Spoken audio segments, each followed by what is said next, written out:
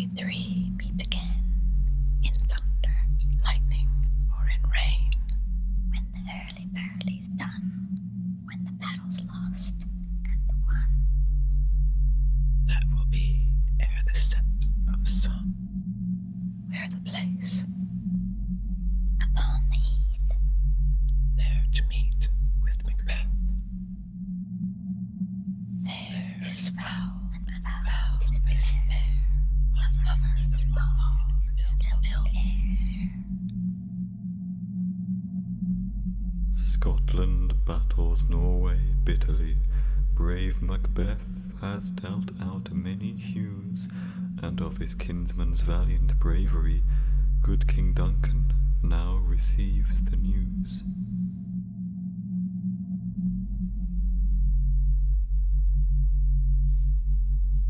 What bloody man is that? You can report. Seemeth by his plight of the revolt of the new estate.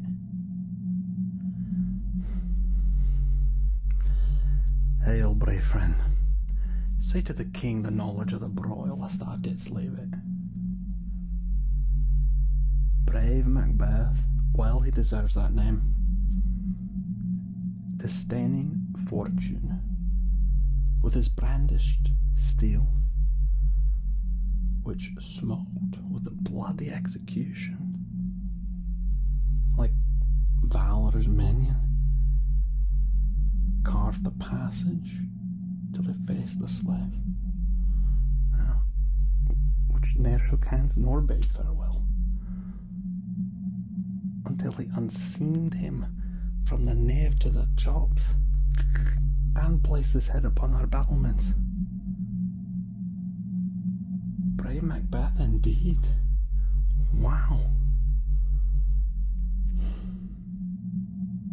I think he deserves a promotion. You think so? Yeah, I think you deserve a promotion too. What's your rank, soldier? Well, you're now that +1.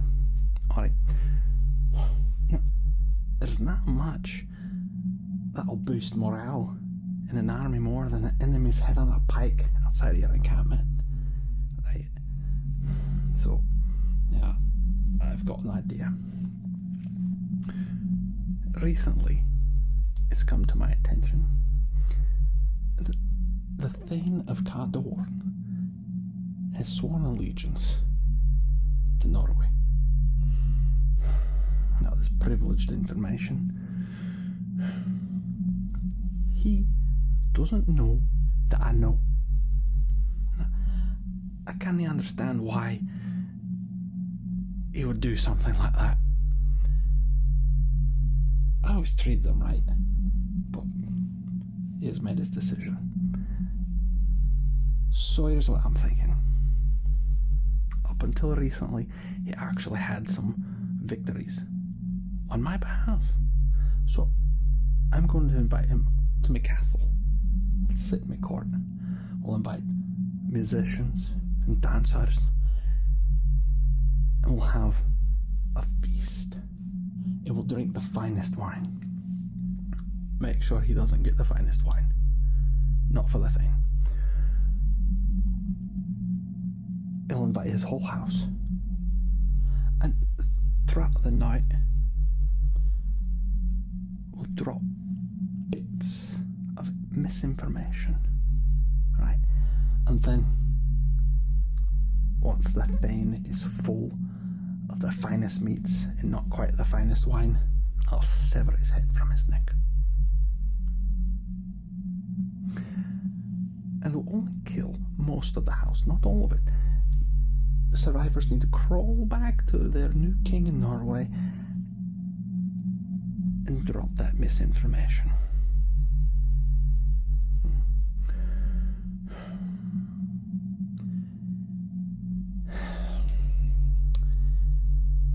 Look, I'm angry. Sometimes you have to say an idea out loud before you realise it's pretty stupid. So, strike that from the record. Stop writing. Yeah, no, back up. Scribble it out. I never said it. we'll just capture the Thane in combat and executing him on the spot. Much simpler. We don't have to kill his whole house. I feel bad about suggesting that. We'll capture him, we'll kill him, we'll make a lesson out of him. No more that Thane of Cador shall deceive our bosom interest. Go. Announce his present death. And with his former title, Great Macbeth. Oh, valiant cousin. Worthy gentleman. Cawdor's traitorship shall mean his death.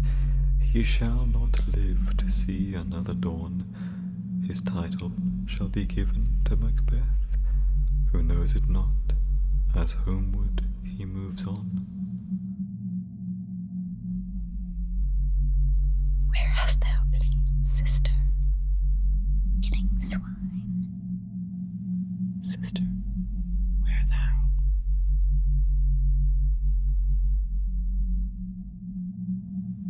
A sailor's wife had chestnuts in her lap, and munched, and munched, and munched. Give me, quoth I, "Aroint thee, witch," the rump-fed Runyon cries. Her husband's to Aleppo gone, master of the tiger. But in a sieve I'll thither sail, and like a rat without a tail, I'll do, and I'll do. I'll give thee a wind. Thou'rt kind, and I another. I myself have all the other, and the very ports they blow, all the quarters that they know in the shipman's card. I will drain him dry as hay. Sleep shall neither night nor day hang upon his penthouse lid. He shall live a man forbid, weary 7 nights, 9 times 9 shall he dwindle, peak, and pine. Though his bark cannot be lost, yet it shall be tempest tossed. Look what I have. Show me, show me. Here I have a pilot's thumb, wrecked as homeward he did come. A drum, Macbeth doth come. All hail, Macbeth. Hail to thee, Thane of Clowns.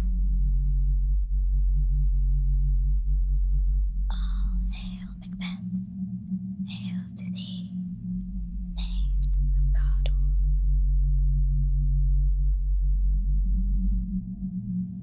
All hail, Macbeth. Thou shalt be king hereafter.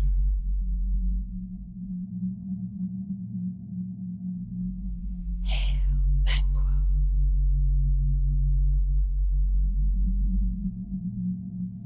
Lesser than Macbeth and greater.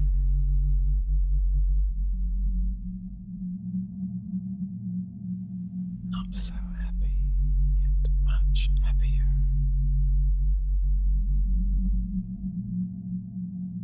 Thou shalt beget kings, though thou be none. So all hail, Macbeth and Banquo.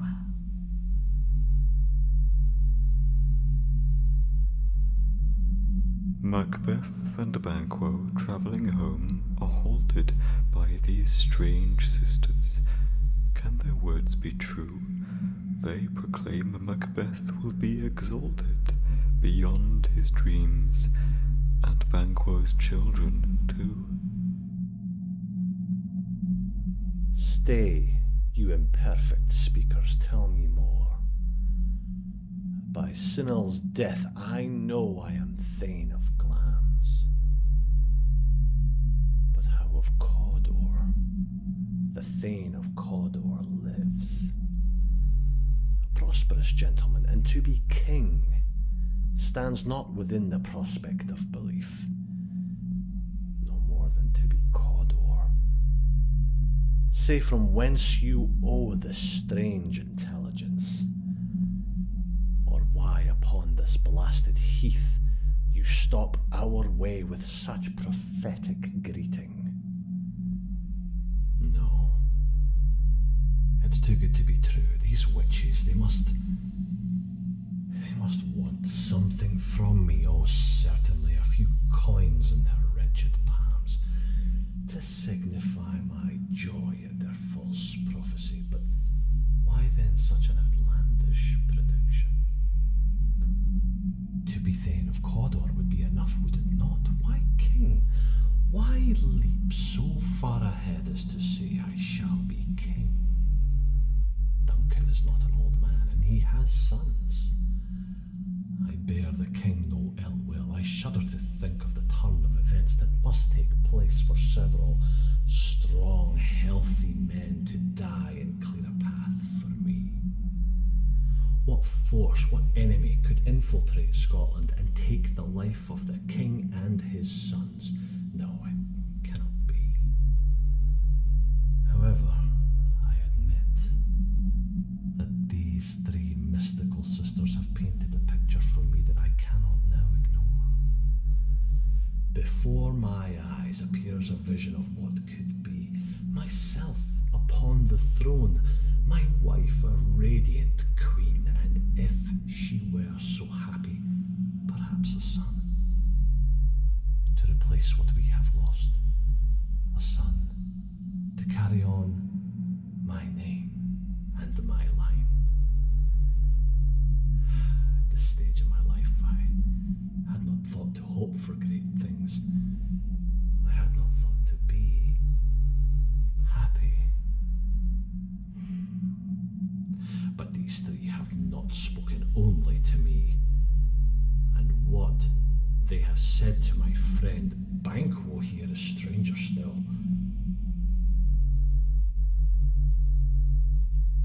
If I shall be king, what does it mean that shall beget kings? Why would a son of his be king after me? Shall we not remain the best of friends as we have ever been? Banquo, your children shall be kings. Good sir, why do you start and seem to fear things that do sound so fair? In the name of truth, are ye fantastical, or that indeed which outwardly ye show? My noble partner you greet with present grace and great prediction of noble having and of royal hope, that he seems rapt withal.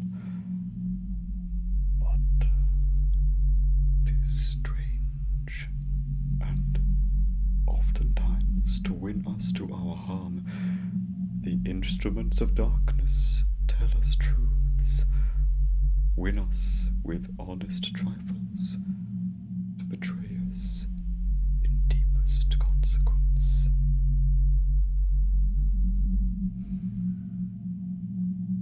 What are these words that spring forth from the mouths of these women? Can it be true? The son of Banquo to be king? But what of Banquo? What of Banquo? Can it be? Can it really be? How is it that such knowledge can be kept from me, and uttered from the tongues of these most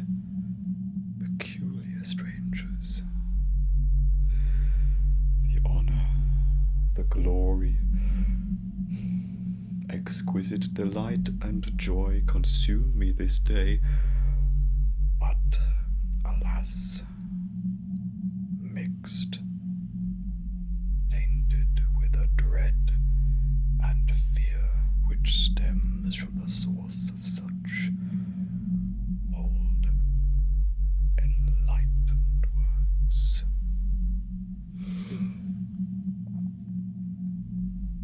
Are these sisters to be held in trust? There is some odd thing about them which causes my soul to tremble, yet also swell with hope for the prophecy of which they speak. Ah, I am torn in two where I stand. My son as king. What is the meaning of all this? Can it be truly what I have heard? Do these ears deceive Banquo? Yet Banquo, never to be king, yet his son, destined for the position taken from me. My heart pounds within me. My strength deserts me for a moment.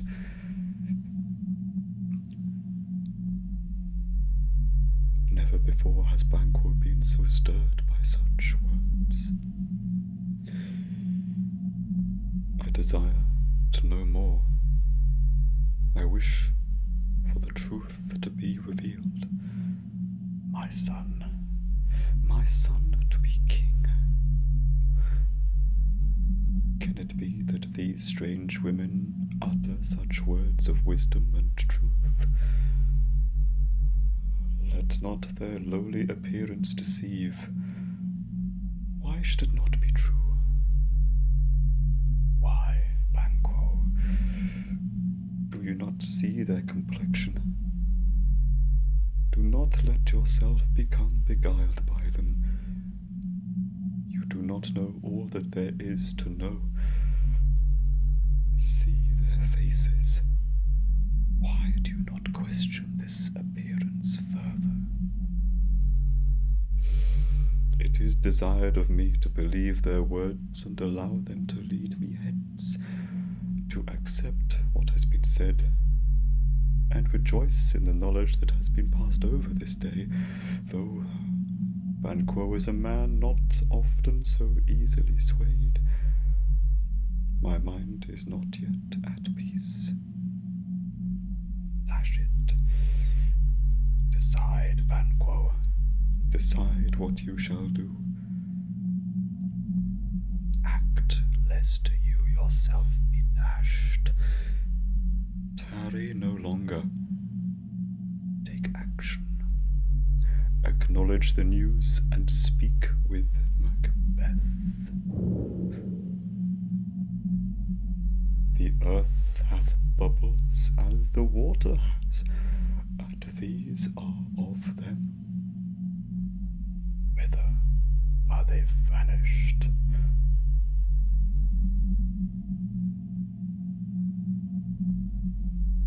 Macbeth, you shall be king.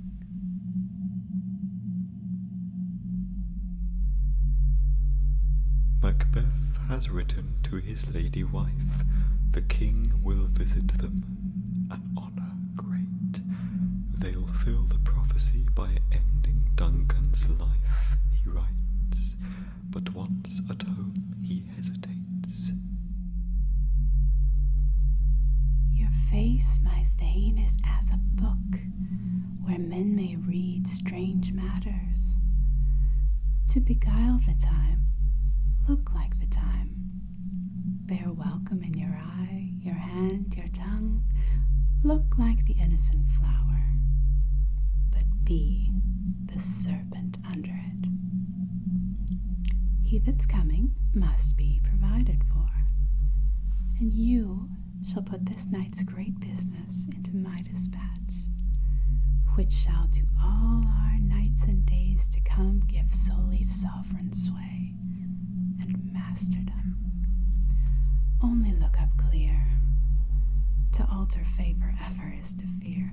Leave all the rest to me. What? Did you not write to me a letter full of courage and strategy, telling me in great detail how you would clear your path to the throne, how you would do away with Duncan and rule Scotland yourself? What happened to that man? For this is not he. My lord, you were so confident in the witch's prophecy. Why now does your heart weaken and fail? Well, for this reason you have a wife. Do you think that after the picture you have painted for me of the glories that could be ours, will be ours, must be ours, that I would let you go back on your word now? If I must have strength enough for both of us, then so be it. I can summon it. I can give it.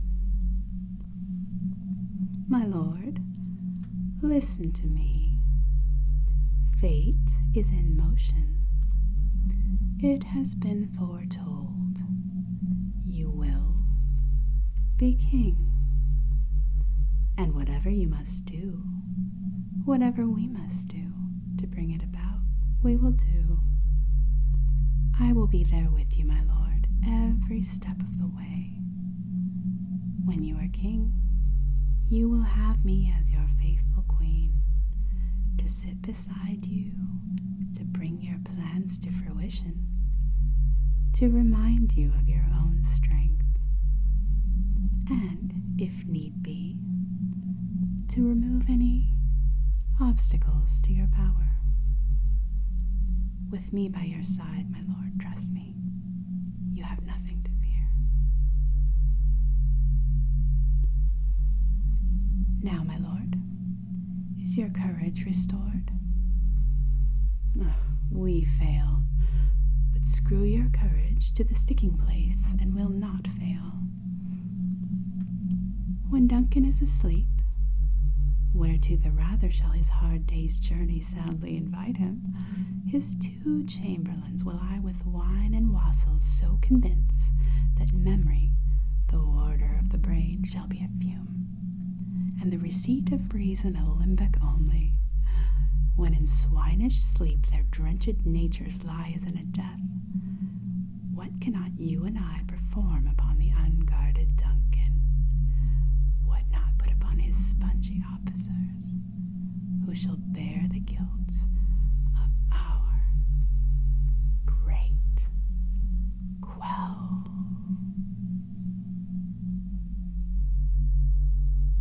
In cold dread of the deed Macbeth delays, he gazes at the empty cold night air.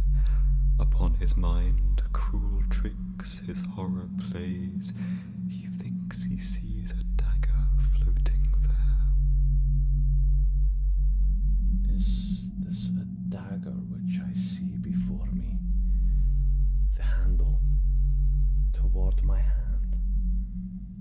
Come, let me clutch thee. I have thee not, and yet I see thee still.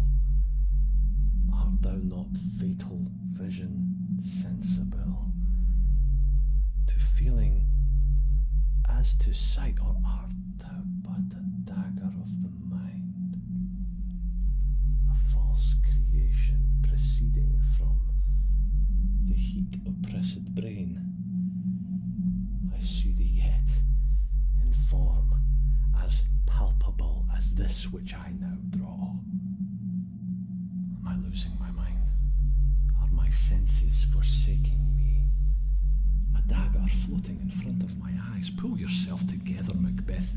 Think. Reason with yourself. Now, I do not wish to kill Duncan. Truly, I do not. He is a good king. Not a spectacular king, but a good king. He could live out his days ruling Scotland, and I could live out my days serving him. His sons could inherit the throne. I could go to my grave a grey-haired thane, and all could go on as it is. But we are in this too deep, my lady and I. We have looked into each other's eyes, and I have seen our future. And we cannot let it go. Power is what we need. Power is our purpose. This is what I saw when I wrote to her. When I weakened, she brought me back. She strengthened me. And I cannot let her down now. What we have woven between us cannot be undone. The vision we have seen together must be fulfilled. I feel it in my bones, stronger and surer than the witch's prophecy. Are we monsters or demons? That our happiness must mean the death of others? Shall we be able to look at one another with clear eyes? Shall we be able to look at one another at all? Well, it matters not. The wheel is in motion. It must be done. I hesitate in fear now for this moment only. Once I have done it, I shall not look back. I go, and it is done. The bell invites me. Hear it not, Duncan, for it is a knell that summons thee to heaven or to hell. Macbeth has murdered Duncan. The king is dead. His sons have fled in fear for their own skins. The throne is his, the crown is on his head, and yet Macbeth still addeth to his sins. His true friend Banquo likewise he has slain, the wife and children of Macduff as well. Poor Macduff is stricken with the pain, and vows to send the fiend Macbeth to hell. My castle is surprised. My wife and babes savagely slaughtered, and I must be from thence. My wife killed 2. All my pretty ones. Did you say all? Oh, Hellcut. All. What, all my pretty chickens and their damning at one fell swoop. I shall dispute it as a man, but I must also feel it as a man. I cannot but remember such things that were most precious to me. Did heaven look on and would not take their part? Sinful Macduff, they were all struck for thee.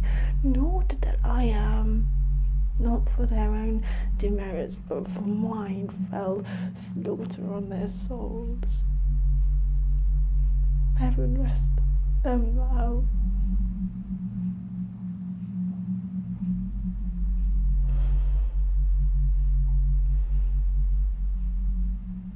I am broken.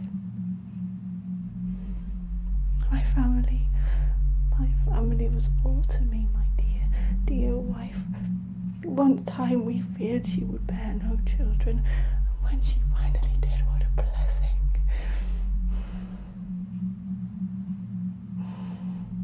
One after the other they joined us, each one making our own home even brighter.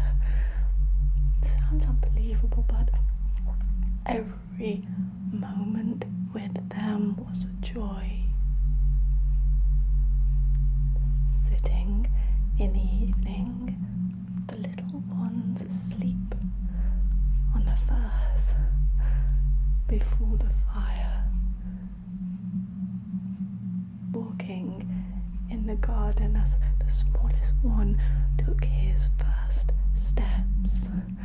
The joy of beholding her great with child.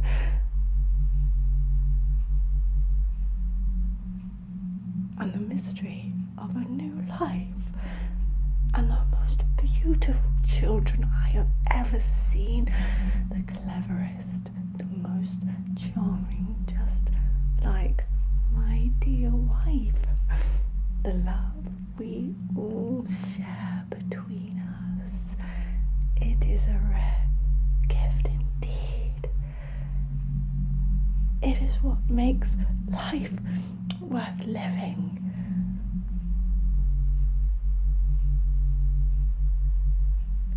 I should say was, for it is no more.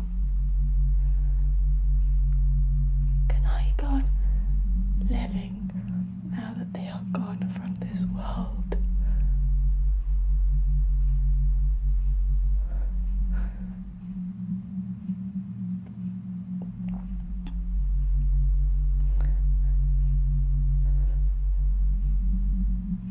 Well, but there is one thing that will keep me upon the earth.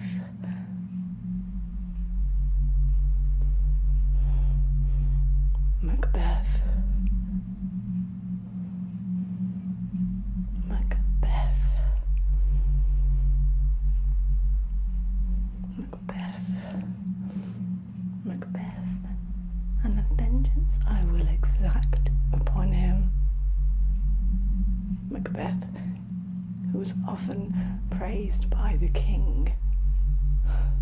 Macbeth, who was supposedly so valiant. Macbeth, who is a monster.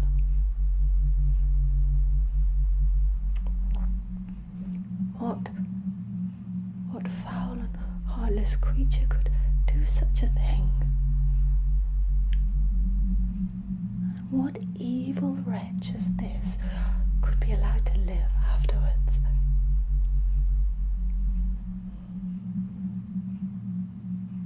For believe me, if it is the last thing I do, I will bring this scum to justice.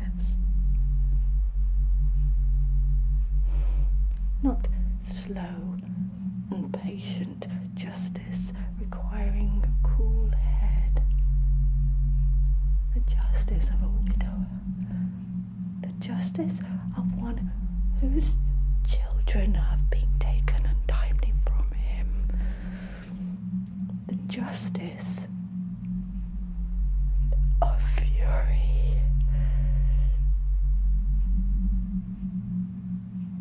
Be this the whetstone of my sword. Let grief convert to anger. Blunt not my heart and rage it. Gentle heavens, cut short all intermissions. Bring thou this fiend of Scotland and myself within my sword's length, set him if he escape. Heaven, forgive him too. The Queen has taken all she ever wanted, but cannot forget the night, the King, the blood. By guilt and fear and horror she is haunted, and despair soon overwhelms her like a flood.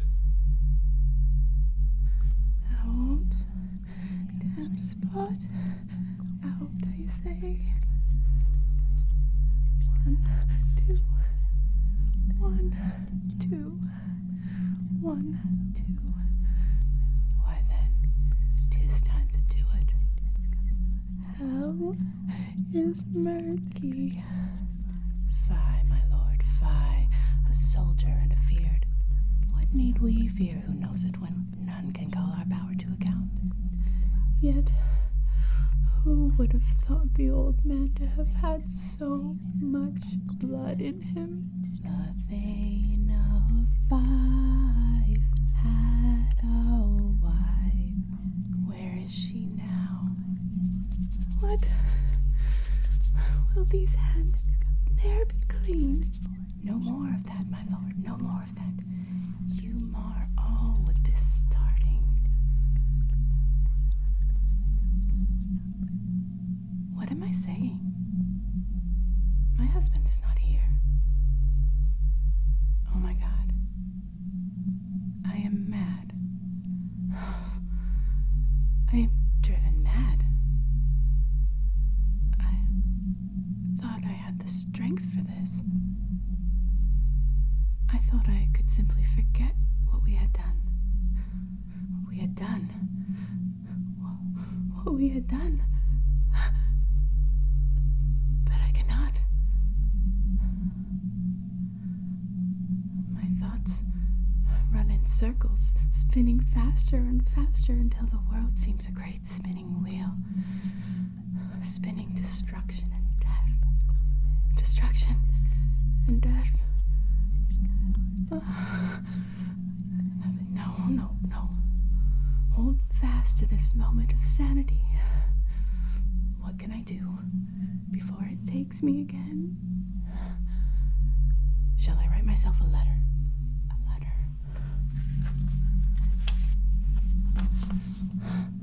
A letter to bring myself back to myself when I'm not myself.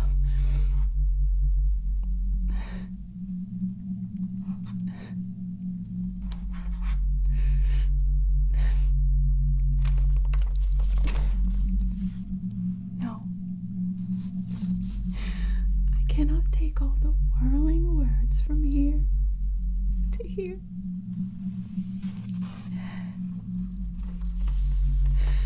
Everything that has happened, everything that is happening, everything that will happen, it all runs together.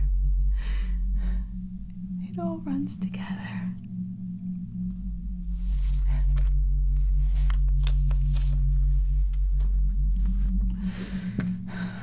My husband wears this crown.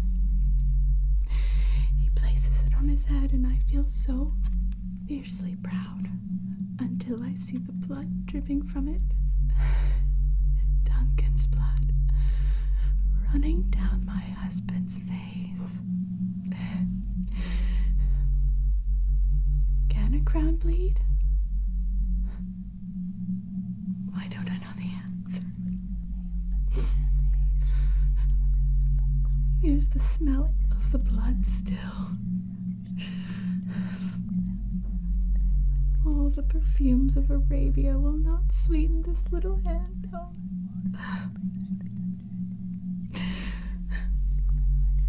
To bed. There's knocking at the gate.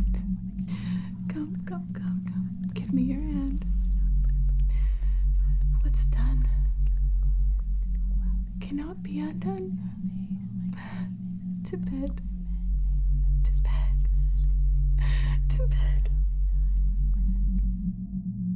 Scotland's queen has ended her own life.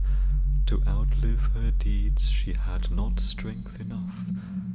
Macbeth feels nothing when he tries to mourn his wife, and now he must reckon with the fury of Macduff. The queen is dead, by self and violent hands. She should have died hereafter. There would have been a time for such a word. Tomorrow, and tomorrow, and tomorrow. Creeps in this petty place from day to day, to the last syllable of recorded time, and all our yesterdays have lighted fools the way to dusty death. Out, brief candle. Life's but a walking shadow, a poor player that struts and frets his hour upon the stage, and then is heard no more. It is a tale told by an idiot. full of sound and fury signifying nothing. I feel numb. I search my innermost being for the grief I know must be there, but I come up empty-handed. She was my life, my guiding star. Without her, what does any of this mean? To be king? By myself, alone? How? Why? To sit on a high pedestal, surrounded by courtiers, in possession of all the power I have desired. If I cannot share it with her, my counterpart, my balance, how will I keep from listlessly letting it slip from my grasp? I must miss her. I must, though I do not feel it. But then, she was gone before she departed this earth. The burning fire in her soul which propelled us so far along this path, finally burnt out, leaving nothing but the smouldering ash of her madness. I thought she would go on burning forever, lighting my way, but now it is dark and empty, and I am alone. Everything I strove to gain shall never come to pass. Everything I had, I have lost, gone, all gone. And now I find myself here, cornered by Macduff. I shall not come out of this alive. I will go soon to join my lady. I will be damned if I submit to Malcolm's kingship now. I will go out fighting. Macbeth, yield thee, coward, and live to be the shown gaze of the time. We'll have these our rarer monsters are, painted on a pole, and under it, here, may you see the tyrant. I will not yield. To kiss the ground before young Malcolm's feet, and to be baited with the rabble's curse. Before my body I throw my warlike shield. Lay on, Macduff, and damned be him that first cries, hold, enough. What? You refuse to yield? Very well, wretch. Test your full strength on me. Believe me, you lower than low life scum, your instinct for preservation is no match for the relentless fury of my broken and bleeding heart.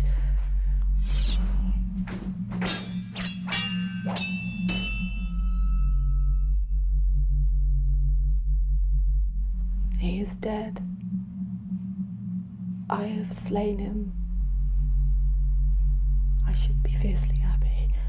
This should right the wrongs against me, but it does not. My heart is still sick and sore and full of grief. His death brings me no peace. I feel the loss of my dear ones acutely. Never again shall I feel joy. Never again shall I love.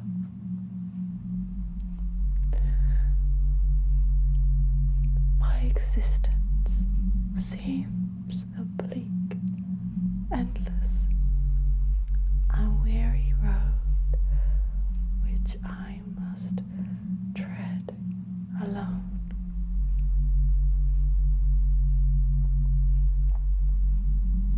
My fury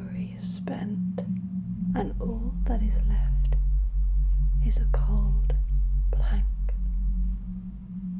What care I for anything?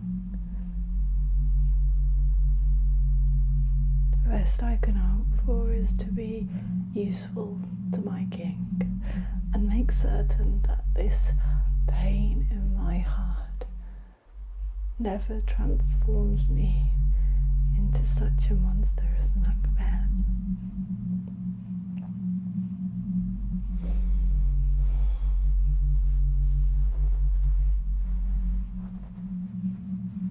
Oh well, others may rejoice at this turn of events. Let me think on them.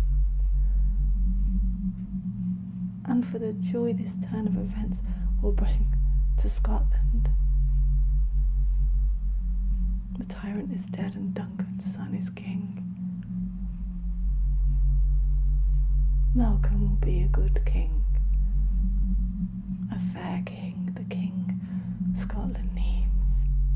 Hail, King, for so thou art. Behold where stands the usurper's cursed head.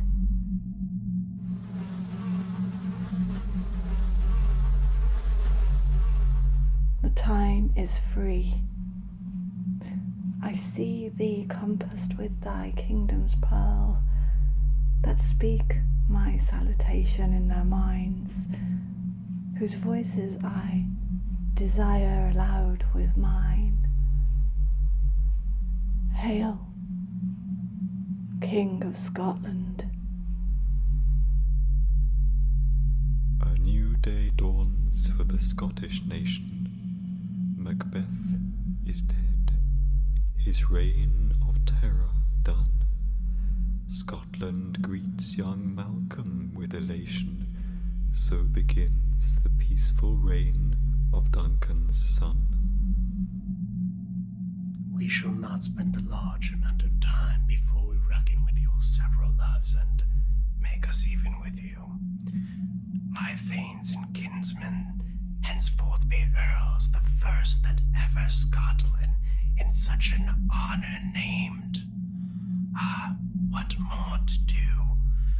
Producing forth the cruel ministers of the dead butcher and his fiend-like queen, who took her own life, and what needful else that calls upon us. Yes, by the grace of God we will perform it in measure, time, and place. Now, I have prepared a bit of a speech here that I hope you do not mind.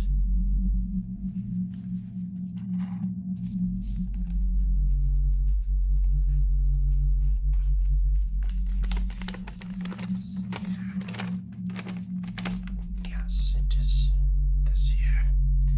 It says, I am truly grateful to accept this crown as your rightful king.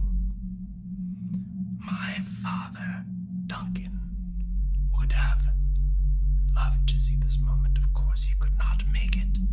I, Malcolm, the true heir to the throne upon his passing. Unfortunately, my father was murdered in cold blood, and there's no way to come back from such a loss, a travesty. That is the one thing. It's such a Pyrrhic victory that we have unfortunately won, but yet we have lost. I see here on this that as well I'd like to thank my dear Macduff, my brother at arms who came to me in my time of need. Thank you, good sir. I shall bestow upon you many lands. Let me see here as well.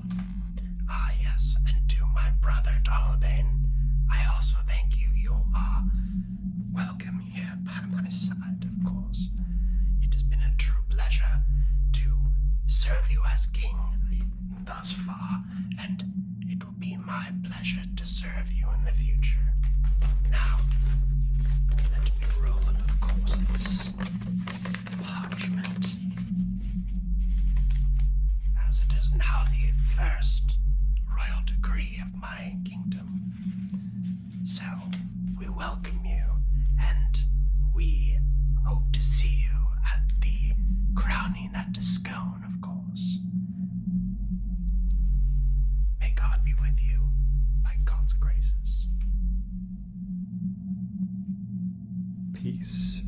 once again in Scotland. All is well, though lasting scars are left in many hearts, and in this tale of war and woe I tell, creatures from elsewhere have played their parts.